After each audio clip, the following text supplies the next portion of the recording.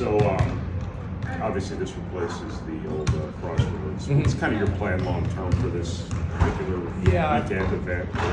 Well, for us, obviously we like to continue to play in Indianapolis, but there's a lot of other events kind of looming. So we're just kind of waiting to see, obviously, where the GABA games goes. Obviously, the ACC Big Ten Challenge, we got to be able to pick up on something. If we don't play in Indianapolis again, then obviously pick up on another home and home or an event like the ACC Big Ten Challenge, which would obviously not be conference-wide, but trying to get quality opponents. If you look at some good schedules, you know, you're looking at people that are playing 5 to 6 non-conference games that are NCAA tournament teams, high major teams. And if you can hang in there, and especially your other teams not play people in the 250s and below, 225s and below, you're really going to help yourself, especially with the strength of schedule within our conference.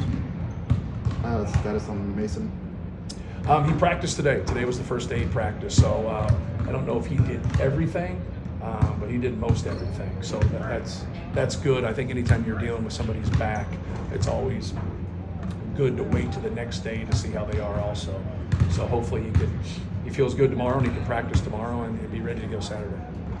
Would he move back to where he was in your rotation right away? Oh, we'll see. We'll see. I always kind of play the eye test with it, you know. Sometimes kind of wean guys back in. Just depends. You know, it depends on how they are when they go back in there. It depends on who they are, in terms of how they recover and how they get back. But I gauge it on how other people play, and I gauge it on obviously how they play.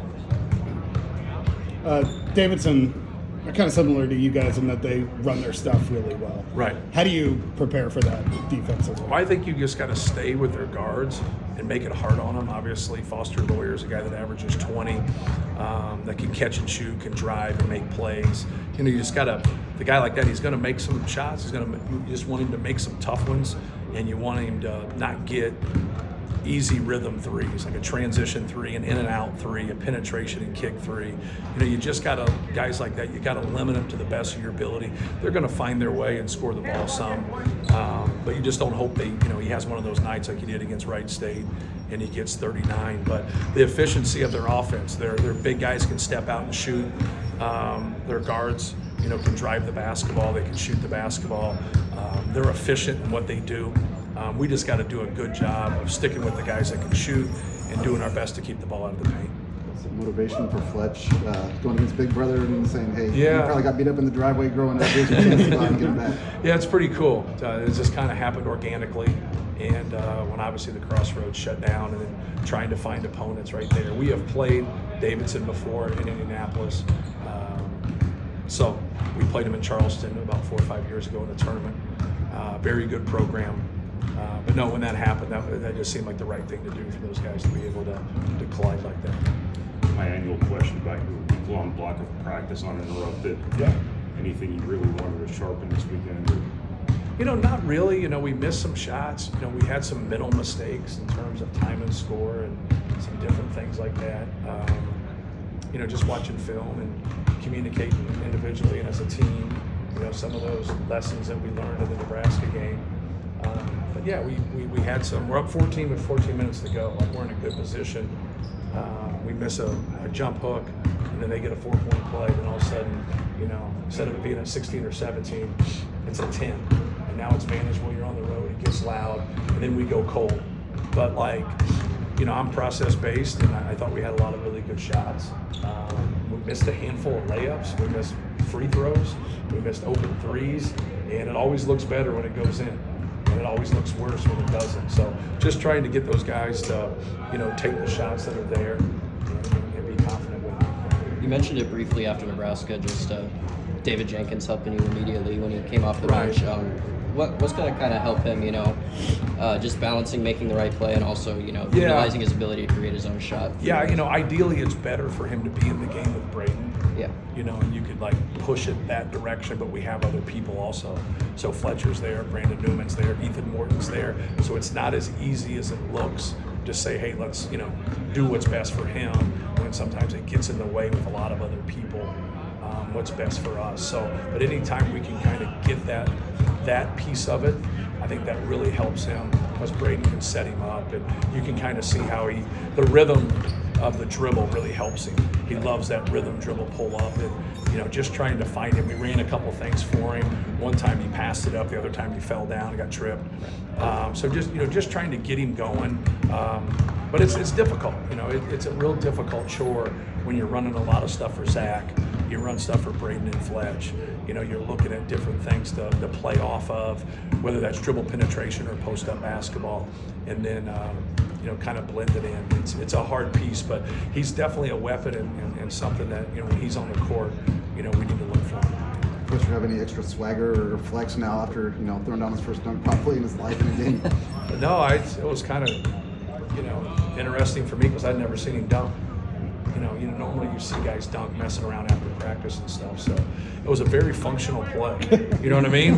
He drove and dunked it, and he might have needed to dunk it. You know what I mean? And so it was very functional, and he got hit.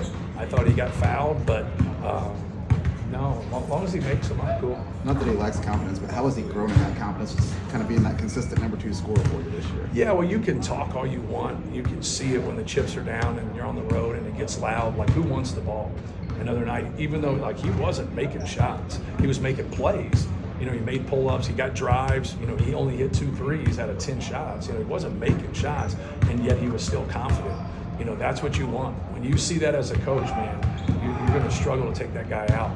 Because when you get on the road, you can't have enough people out there that want the basketball. Does it take players like him time sometimes to adjust to being open every now and then? I think because so. when you got 3 guys guarding you, it's in high school it's a little bit different when you're in college, and all of a sudden you get clean looks. Yeah, he's got a lot of clean looks against Nebraska. Braden really set him up, a handful of times, especially at the end of regulation. He just could have ended it right there. It was a great decision and a great pass by Braden. But yeah, I think so. I think sometimes being that wide open, to a guy that's not used to being wide open, can kind of mess with you a little bit. But he'll find his way in terms of his 3-point percentages. Water finds its level. Because he's shooting pretty well off shot fakes and kind of single dribble, almost like he's Well, I think conditioned to do that because of what he. I think people that don't watch, that try to guess from the the 10th row, will be stereotypical and call him a shooter. He's a good player. He can make drives, he can make pull-ups, he can pass, he can do more than shoot threes. Hey, one last thing for you, just the steadiness Zach's provided, the consistency, the fact he's the same guy every day. Right. As hard as he's played all year, just how important is that to a team when their best player is setting those types of tones? Oh, it's huge. For him, he's consistently played without fouling.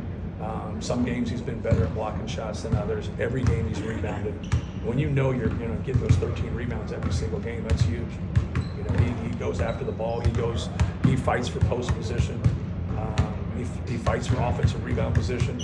He's constantly holding this guy accountable. If we can get by that first wave of defense, those guys are in such a wrestling match down there that there's a lot of people there, but you can get those spray out threes because they give him so much attention. Davidson likes to bring up 2 bigs and almost give Foster 2 options for pick and rolls a lot, it looks like. Right. How do you defend that? What do you tell Braden Smith on how not to get caught up when he doesn't know which way to go? You don't allow turn downs more than anything. Don't allow him to go the opposite direction. Stay into the basketball. Don't get screened. Just stay in with your regular ball screen defensive rules. Anytime guys can score like that, you want to take up their space and try to make them as uncomfortable as possible and be up there in ball screens and bottle them up. But also know that you got to have high hands so they can't move the ball quick on you, and then you get behind plays. That's good. Thank you.